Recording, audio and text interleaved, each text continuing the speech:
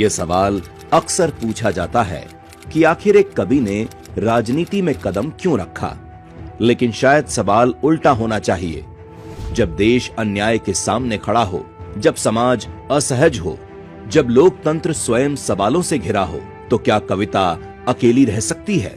भारत रत्न पूर्व प्रधानमंत्री श्रद्धेय अटल बिहारी वाजपेयी जी का जीवन इसी सवाल का उत्तर है। ग्वालियर में जन्मा एक शांत, संवेदनशील बालक जो शब्दों से सोचता था और मौन में लिखता था। जहां घर में साहित्य था और बाहर गुलामी की सच्चाई, उसकी कविता अपने समय को देखती थी, उसे महसूस करती थी। आजादी के आंदोलन उसने किताबों में नहीं, सड़कों पर देखे। जब एक दिन उसने अपनी आंखों के सामने अंग्रेजी सिपाहियों को भारतीयों पर जुल्म करते हुए देखा, तो उस बालक के भीतर कुछ टूट गया। उस रात कविता नहीं लिखी गई, उस रात कविता से सवाल पूछा गया। उसने लिखा, अगर अन्याय के सामने कविता भी चुप रह जाए तो वो कविता नहीं, कायरता है। यहीं से दिशा बदली। अब प्रश्न ये नहीं था कि क्या लिखना है, बल्कि ये था कि क्या केवल लिखना पर्याप्त है। उत्तर उसे संगठन में मिला, जहां राष्ट्र भावना नहीं, दायित्व था। ये राजनीति में प्रवेश नहीं था, ये जीवन को अनुशासन देने का निर्णय था। शब्दों को उसने पत्रकारिता के माध्यम से दिशा दी, लेकिन हर लेख के बाद एक अधूरापन बचा रहता था, क्योंकि वो समझने लगा था कुछ अन्याय ऐसे होते हैं जिन्हें केवल शब्दों से नहीं रोका जा सकता। 1957 में अटल जी संसद पहुंचे।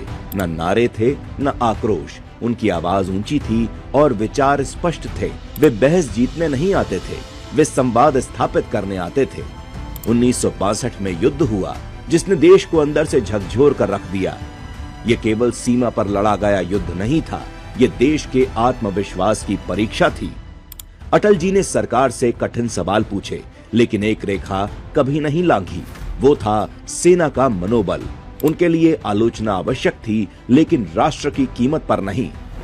यही संतुलन उनकी राजनीति की पहचान बना, लेकिन यह संतुलन उन्हें समय के साथ बेचैन भी करने लगा था। तत्कालीन सरकार से सत्ता के गलत इस्तेमाल का भय था, और फिर एक दिन वही असहजता और भय पूरे देश के सामने सच होती नजर आई। आपातकाल। बोलना अपराध था, लोकतंत्र मौन था। अटल जी जेल में थे, उनका शरीर कमजोर था, लेकिन संकल्प अडिग था। जिन मूल्यों के लिए उन्होंने राजनीति को चुना था, आज वही मूल्य कैद हो गए थे।